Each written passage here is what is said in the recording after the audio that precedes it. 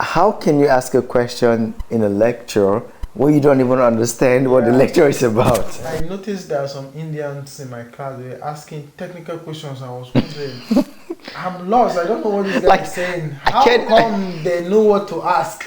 They're not asking technical questions because they are too brilliant.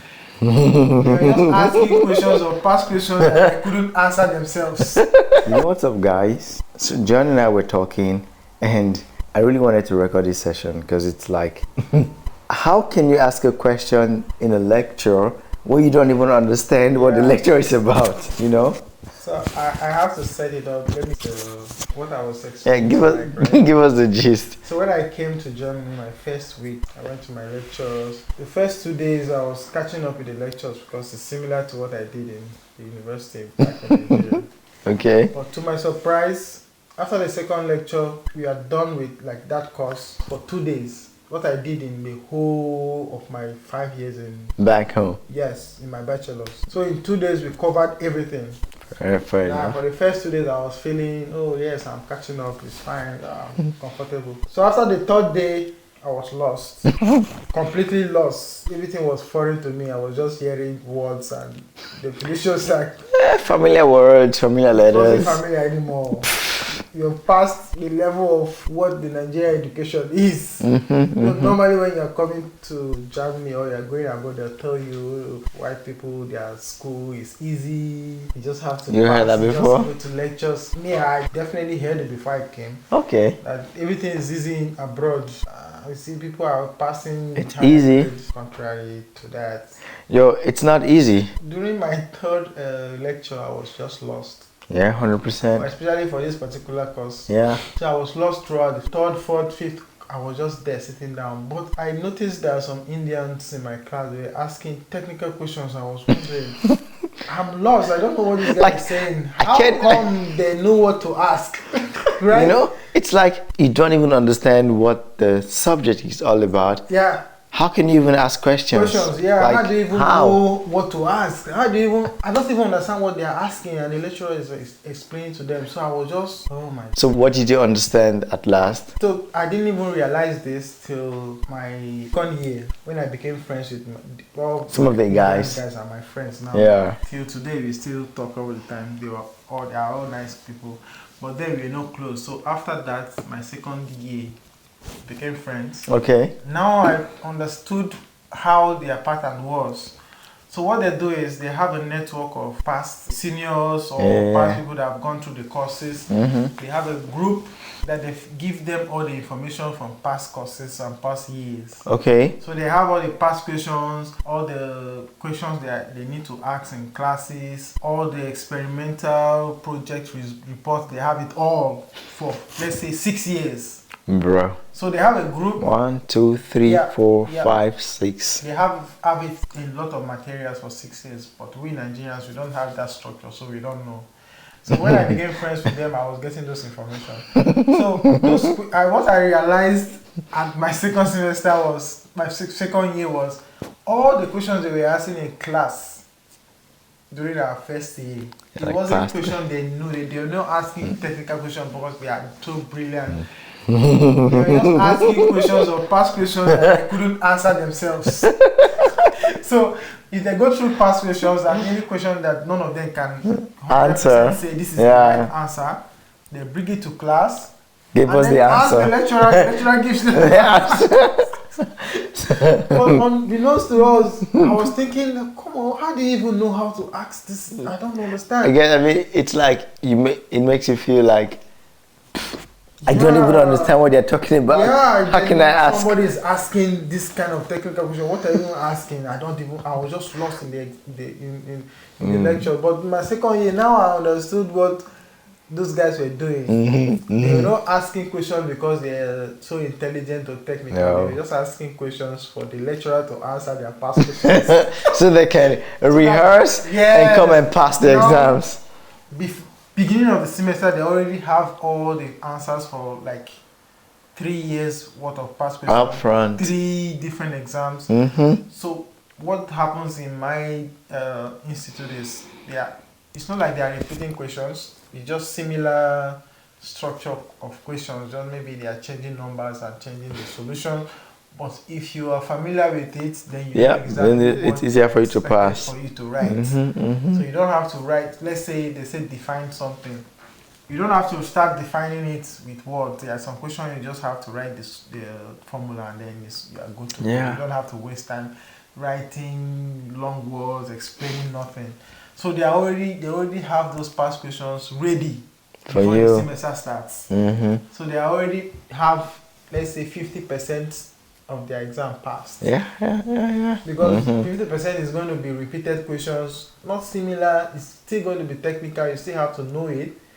But I mean, at least you know what to expect. Yes. And you can prepare for it already in advance. Instead of reading all the whole lecture material, you don't have to waste your time doing that. So they just make sure they know all the past questions and how to answer it correctly. So they're not guessing that this question might be correct. If they have any guess, they come to lecture and ask the lecturer. For example, if you ask me to define so and so, what do you expect me to do in that situation? Then the lecturer is going to give you what they are expecting in the exam. Exactly. Well, guys, meanwhile, we are talking about one of the renowned universities in the world, not just in Germany. We're talking about Rhein-Westphalen Technical University, right? Genau. How is it? RWTH, right? What does that stand for exactly? Rhein-Westphalen Technical Hochschule. Genau, Technical Hochschule oder Technical University. So or University of Technology. Number 3 or number 5 in Germany. I think there's TU, and there's maybe Humboldt in Berlin, and then there is this RWTH. RWTH? Yeah. Genau, RWTH in Germany. Genau, RWTH. So we're talking about the top 5 universities in Germany. In material science, are number 1 in Germany. In material science, number 1. So if you want to study material science in Europe, not just in Germany, in Europe, because I think they're also number 1 in Europe. Yeah, you're going to get the best. Yeah. And you're going to be drilled. You have every resources to your disposal, but you have 100%. I can also imagine, I can relate this to my study program. So, I mean, I didn't study something related to engineering, but I think what I appreciate about studying in Germany is the fact that there's this close relationship between the lecturers and the student. They are open to help. They're open to help. You just have to ask. They want to coach you one-on-one. For them, it's that, I think what is really fundamental is that transfer of knowledge, that you have to understand the concept, the scope, and also the application in the industry. Because at the end of the day, what's important for them is that you are able to apply what you taught in the classroom in the industry. Germany, it's all about made in Germany.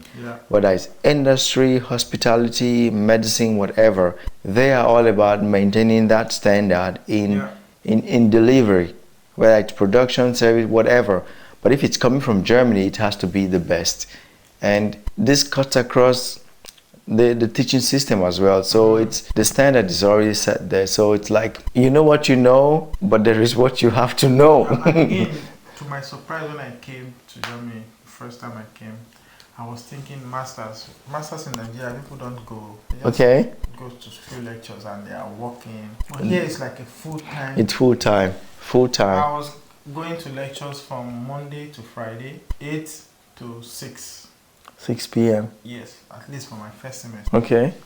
And the structure is like this: 8 to 9, you have a lecture, rest 1 hour, then you have lectures, and then from 5 to 6, you are doing practical or you are doing exercise. Those exercises are time for you to practice. No free time. Yeah, this are time for you to practice what you did in the morning or in the afternoon. Yeah. So let's say you have a physical methodology lecture in the morning. Then you have practical in the evening. Yeah, I mean, it's not compulsory for you to attend the exercises. You can be done by 4 o'clock and go wherever you want to go. But you have to go to those exercises for you to understand what the lecture is talking about. Because that's where they are giving you the exercise, the calculations, how to apply them and stuff like that. Or in your second year, instead of doing exercises, you are doing practicals. And those practicals, you are expected to write reports. Yeah. So they are training you on deadlines, how to meet deadlines, Yeah. how to be fast in report writing, without you even knowing it. Like in my thesis, I did correction for my thesis in one day, 115 pages. 1, 2, 3 on 250 pages in one day. Because I was already trained to be giving in reports on my second semester. But how do all these exercises reflect in?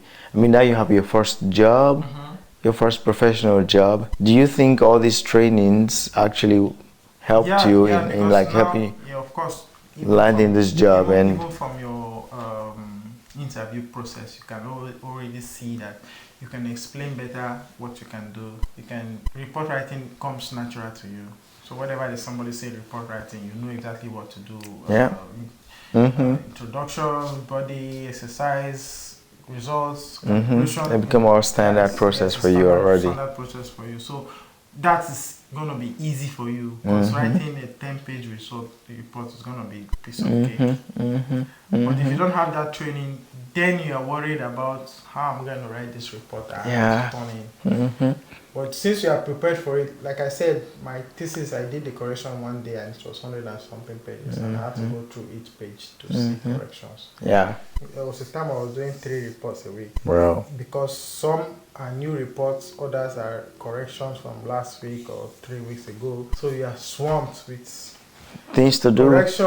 Yeah. So, but then it be overwhelming. But later on, I noticed, okay, this is what they are training you to do, not because they are making you do it. Yeah, I mean, you don't have joy in doing that, but it's they're just preparing you to do it. Because then, if you fail, like for my course, if you fail 2 reports out of 10, you're out. The whole course. You have to do it again. Okay, John, tell us. So, for someone who's watching this video right now and they want to study in RWTH Rhein-Westphalen Technical University, what should they know? What should they keep in mind? Number one thing you should keep in mind is that will help you is try to make friends with other people from different walks of life. Friends with other people from other walks of life. Yourself to your Nigerian friends or your Indian friends. Try to open up. Yeah, go beyond India and Nigeria. Yeah, because I got like most of the best information from Chinese guys. Go to China. So make Chinese friends. So just be friendly to people. It's gonna help you more than learning too much. Because there are some tips and tricks that most of them already know that will help you. And you just need to like break into that circle of friends. Specific course, because there are lots of courses in RWTH. Every course has their own how to maneuver it. So you just have to find a community that is willing to help you to get the best information. That's one. Number 2, you have to be hardworking.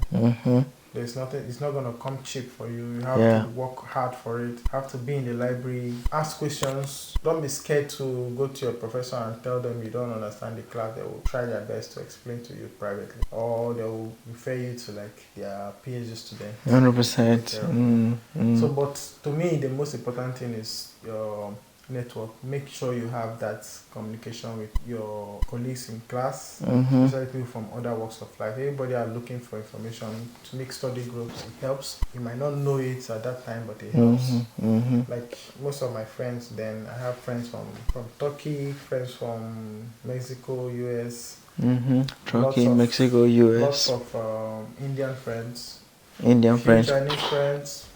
They'll help you scale through, because not that they have a better educational structure from their country. No, it's just because they have a better structure from past connection, networking. Yes. You know, other previous students passing information on to them, and then so they have every materials right from the first day of coming to school. So you are not there waiting for the lecturer to give you lecture material. They already have it. And if you are friendly with them, they are ready to. Why not open up onto you? Ja, genau. So, Leute, das heißt Rhein-Westphalen Technische Hochschule, Rhein-Westphalen Technical University, Hochschule Aachen. One of the best universities, not just in Germany, not just in Europe, but in the world actually. And I think it's a big deal for you. So if you're thinking about this uni, whatever course you're thinking about, John studied meteorological engineer, whatever that means. If you're thinking about that course or material science in general, then think Rhein-Westphalen You cannot do better. You cannot do better than them. You can't do better than this. So, material science, Rhein-Westfalen, Aachen, not Rhein-Westfalen. Get in touch. Let's talk. Yeah. See you soon, guys. Yeah. More stories.